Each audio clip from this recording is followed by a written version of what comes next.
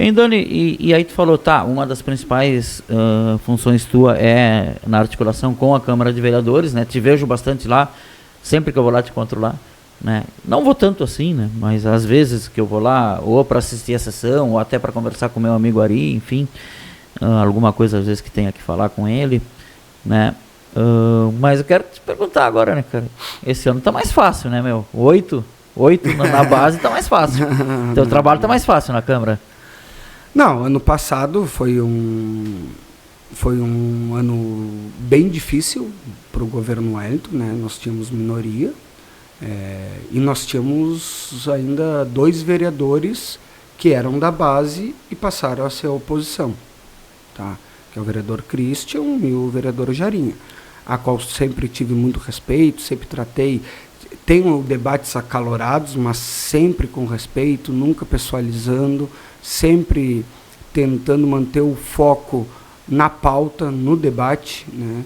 E claro que tem as pitadinhas políticas, como quando diz o microfone está desligado, né, Luciano? Mas foi um ano bem difícil, né? Nós tivemos um projeto a qual deu grande repercussão, que foi a negativa dos vereadores no empréstimo de 8 milhões, que alegavam por ser ano eleitoral, né?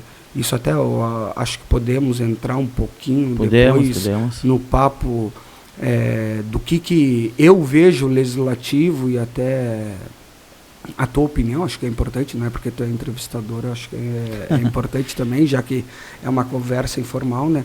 Mas foi um ano bem difícil. Graças a Deus, hoje, neste ano, nós construímos a maioria, a qual eu quero mandar sempre um grande abraço para todos os vereadores, a qual eu sou como se fosse um assessor deles, eu falo isso porque buscar todas as informações que são necessárias para que os projetos sejam aprovados.